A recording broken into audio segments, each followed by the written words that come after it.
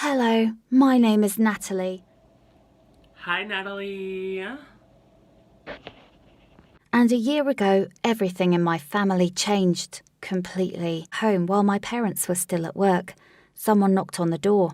I opened it, and there stood a grandma and a little boy, 5 years old. The boy waved to me and ran into the house. I have a question, Emily. Why would you let someone in your house, Emily? Huh? The woman explained that he would stay for a couple of hours, and he was a very nice and well-behaved boy. Oh, so she's gonna babysit now. I see. But then my dad finally answered. Soon my parents came home, and they looked at this kid like he was some kind of mythical Well, this creature. is a mess. They were just staring at him. They went into the kitchen area, completely ignored the kid, and started whispering. My mum was extremely angry, and my dad was basically panicking. They tried to keep it quiet, but it was clear that something weird was happening. At some point, Joshua shyly made his way toward my father and asked him, "Are you my daddy?" He continued, it's like he was scared of him. Mum was covering her face with her hand in embarrassment.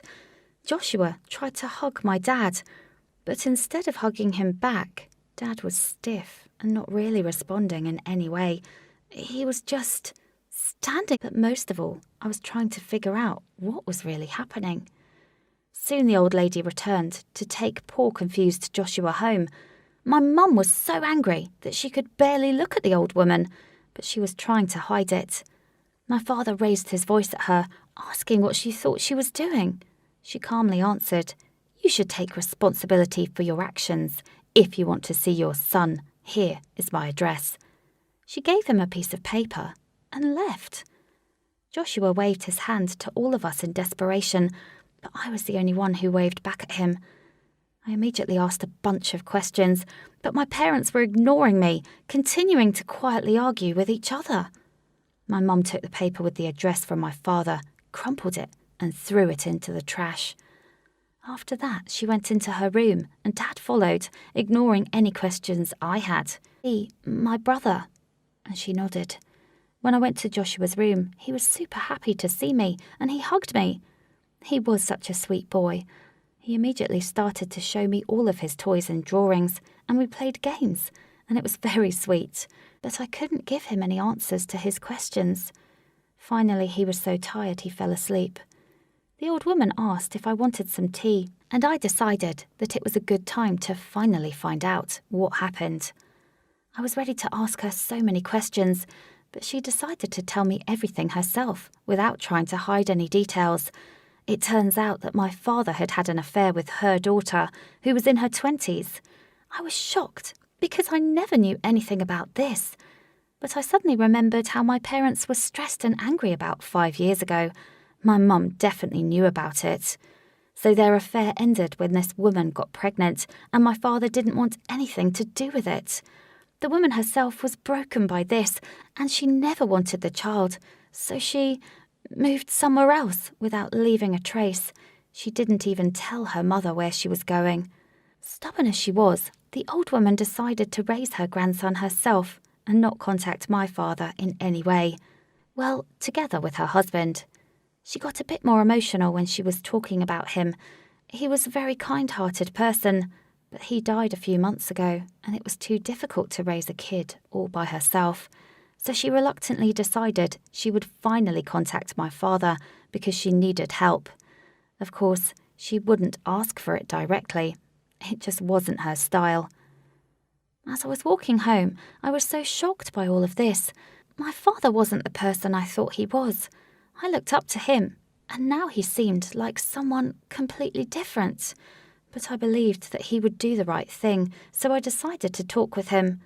When he was home, alone, I asked him how he could cheat on my mother and how he could leave his son alone, like that. He didn't know Joshua's mother left, and he wanted to concentrate on our family, but everything he said was just excuses. I was disappointed in my father, but wanted to give him a second chance.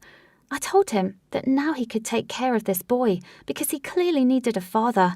My dad agreed, but he clearly didn't want to do it at all. He said that he would spend some time with Joshua, but not in this crazy woman's house, so instead he would go and see him at playgrounds and parks. Joshua was always happy to see my father, and he was always trying to talk to him or play with him, and my father tried, but it wasn't really genuine. Sometimes he would stay at our house, but only when my mother wasn't home. She didn't want to see Joshua, or even shameful for her, because this little boy was a reminder of my dad's infidelity. I felt sorry for Joshua, because he was such a sweet little boy, but it got even worse. Pretty soon my father stopped seeing Joshua, and even me and my mum. He always stayed late at his job, because he had so much work to do. Everyone knew it was a lie, because he had never done that before, but we never talked about it at all. Mum was acting like everything was all right, but I could see how heartbroken she was. I continued to see Joshua because I felt so guilty. He was my half-brother after all, and he was always happy to see me, but a little disappointed that his daddy wasn't around, and he wasn't always allowed in our house anymore because my mum had forbidden it. She hated him. One day we were playing at a playground not far from our house, and Joshua fell into a big puddle. He was soaking wet from head to toe and needed a change of clothing immediately. I had no choice but to go home and ask my mum for it.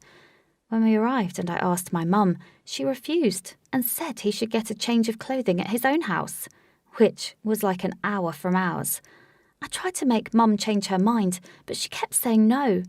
It was painful to hear, especially for Joshua. He couldn't understand why she was against it and why she wouldn't even look at him while she was talking. The whole way home, he was extremely upset and cold. We couldn't take a taxi, so we had to take the bus. As we were rushing to finally get Joshua home, he suddenly stopped and started doing something in the grass. After a minute, he gave me a bouquet of dandelions and asked me to give it to my mum because he thought he had upset her somehow. I couldn't believe how kind he was and that he thought that it was his fault somehow. I was never like this when I was 5. Afterwards, I headed home. I gave my mum the bouquet, saying Joshua wanted me to give it to you. She looked at it for a long time without touching it, with a weird look on her face. Afterward, she took them and threw them into the trash. I was upset because I watched Joshua collect them while he was wet and freezing cold. In the evening, as I walked by the trash can, I noticed that the dandelions weren't there anymore. After this, my mum started to tolerate Joshua. She would let him stay in our house at first, then she started cooking for him, and in just a month's time, she was talking with him a lot. She still struggled, and it was still hard for her to look at him, but she was realising that it wasn't Joshua's fault. I was extremely happy to see all of this. My father, on the other hand, didn't like it at all. When he found out that Mum started to like Joshua, he was angry. He would tell her that she did it just to spite him, to remind him of what he had done. She didn't even try to answer to him, because by this point she had lost all the respect she had for him. Then my father forbade us to see Joshua because he was his son. I didn't want to tolerate my parents never listening to or answering me, so I started to share my thoughts. After another argument, I barged in and shouted at my dad, "You don't even care about Joshua. You don't care about anybody except yourself." And every time he would say, "Stay out of it." And Mum would just basically ignore him. She was tired. After all this time, she finally decided to share what she thought with me after all these months of silence. She wanted to get a divorce with my father. She forgave him for cheating because she needed him in the family, but now, seeing him running away from his responsibilities and blaming everyone around him for them, she didn't want to anymore. She was very sorry for treating Joshua badly, but she couldn't look at him without remembering what my father did. It was hard for me because I still loved my father. I still believed that he could be better. Then he finally came to me, but it was far from him trying to be better. He told me that he cheated because my mum didn't respect or love him anymore. Begged me to go with him when they got the divorce. I remembered Joshua and how much he wanted to see his father, and it made me feel sick because I felt the same. He was never home, so I refused. At least my mum tried. Later I found out that he tried to take Joshua away, but his grandma wouldn't let him, and even called the police. It was so funny how hard he tried now, when he realised that nobody needed him anymore. Well, they got divorced, and I have seen him once or twice since then. I see Joshua regularly, though. He often stays at our house, and we both love him. He even calls Mum, well, Mum. She smiles every time he does that, although it still hurts when he asks where's Daddy. And I don't know where he is. I mean, in his life. But I still hope that he will change, and all of it still hurts. Alright guys, I hope you guys liked the video. My final thoughts, is that this story is really messed up and, really, like, emotional, kinda. Uh, it's, yeah, so, yeah, but anyways, um, if you or anyone, your parents had a divorce or whatever, you know, I know how I know how it feels and stuff, you know, you're not alone. Um, so, yeah. So, I love you guys so much. Don't forget to like and subscribe. I love you guys so much. Bye.